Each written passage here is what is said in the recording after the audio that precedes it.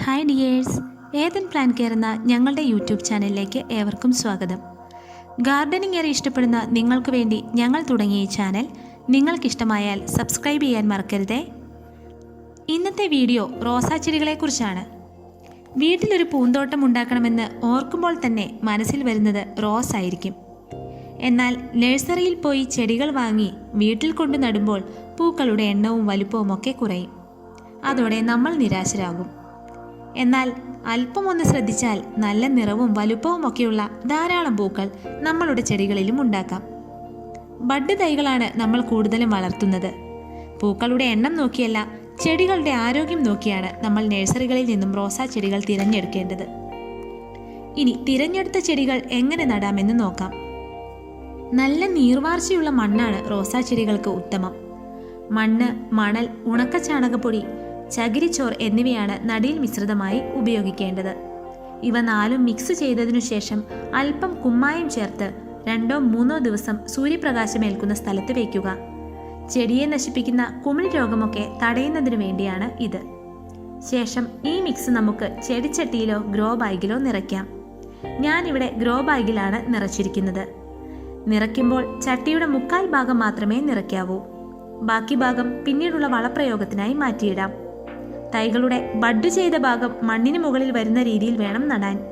ഒരാഴ്ച അല്പം തണലുള്ള സ്ഥലത്ത് ചെടികൾ മാറ്റിവെക്കുകയും നനയ്ക്കുകയും വേണം. ഒരാഴ്ചയ്ക്ക് ശേഷം നേരിട്ട് സൂര്യപ്രകാശം ലഭിക്കുന്ന സ്ഥലത്തേക്ക് ഈ ചെടികളെ നമുക്ക് മാറ്റിവെക്കാം. വെളിച്ചം ഒരുപാട് ഇഷ്ടപ്പെടുന്നവരാണ് റോസാ ചെടികൾ. പുതിയ പരിസരവുമായി ചെടികൾ ഇണങ്ങിയാൽ അവയിൽ പുതിയ മുളകൾ കണ്ടു തുടങ്ങും. അപ്പോഴാണ് ആദ്യത്തെ വളപ്രയോഗം നടത്തേണ്ടത്. വേപ്പിൻ പിണ്ണാക്ക്, ചാണകം, മണ്ണിര കമ്പോസ്റ്റ് തുടങ്ങിയവ വളമായി നൽകാം. ഇവ മാത്രമല്ല, മുട്ടത്തോട്, ഉള്ളിത്തൊലി, ചായമട്ട് തുടങ്ങിയ അടുക്കള മാലിന്യങ്ങളും റോസാ ചെടിക്ക് പ്രിയപ്പെട്ടവയാണ്. മുട്ടത്തോട് മിക്സിയിലിട്ട് നന്നായി പൊടിച്ച് ഓരോ മാസവും ചെടിയുടെ ചുവട്ടിലെ മണ്ണിളക്കി ഇട്ടുകൊടുക്കാവുന്നതാണ്. മുട്ടത്തോടിൽ 97% കാൽസ്യം കാർബണേറ്റാണ് അടങ്ങിയിരിക്കുന്നത്.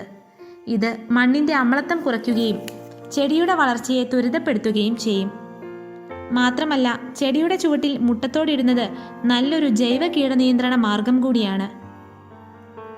മാസത്തിൽ ഒരു തവണ 5 ഗ്രാം സ്യൂഡോമോണോസ് 1 ലിറ്റർ വെള്ളത്തിൽ ലയിപ്പിച്ച് ചെടിയുടെ ചുവട്ടിൽ തളിച്ചു കൊടുക്കുന്നത് മുരടിപ്പ് വരാതിരിക്കാനും ചെടി നന്നായി വളരാനും സഹായിക്കും. ചെടികൾക്ക് പൊതുവെ ജൈവവളമാണ് നല്ലത്. എന്നാൽ മാസത്തിൽ ഒരു തവണ NPK 18-18-18 മിശ്രിതം വെള്ളത്തിൽ കലക്കി ഒഴിച്ചു കൊടുക്കുന്നത് പോഷകങ്ങളുടെ അപര്യാപ്തത കുറയ്ക്കുവാനും നന്നായി വളരുന്നതിനും പുഷ്പിക്കാൻ വൈകുന്ന റോസാ ചെടികൾ പെട്ടെന്ന് പുഷ്പിക്കുന്നതിനും സഹായിക്കും. ഇപ്പോൾ വേനൽക്കാലമാണ്. റോസാ ചെടികൾ വാടി നശിക്കാതിരിക്കാനും വേണം ചില മുൻകരുതലുകൾ. റോസാ ചെടി അമിതമായി വെയിലേൽക്കുന്ന സ്ഥലത്ത് വെക്കരുത്.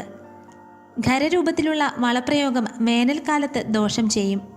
അതിനാൽ അവ വെള്ളത്തിൽ ലയിപ്പിച്ച് ചെടിയുടെ തണ്ടിൽ തൊടാതെ ചുറ്റുമൊഴിക്കുക. രാവിലെ ഇലകളിൽ വെള്ളം സ്പ്രേ ചെയ്തു കൊടുക്കുന്നത് ഇലകളിൽ പൊള്ളലുണ്ടാക്കുന്നത് തടയും. ചകിരിച്ചോറ് റോസ് നിൽക്കുന്ന മണ്ണിന് മുകളിൽ ഒരു ലെയറായിട്ട് വെള്ളം ഒഴിച്ചു കൊടുത്താൽ ഈർപ്പം നിലനിൽക്കും. ഇങ്ങനെയുള്ള കൊച്ചു കൊച്ചു കാര്യങ്ങൾ ശ്രദ്ധിച്ചാൽ നമ്മുടെ വീട്ടിലും വിരിയും ഭംഗിയുള്ള അനേകം റോസാപ്പൂക്കൾ. അപ്പോൾ പുതിയ ഗാർഡനിങ് നുറുകുവിധികളുമായി നമുക്ക് അടുത്ത വീഡിയോയിൽ കാണാം.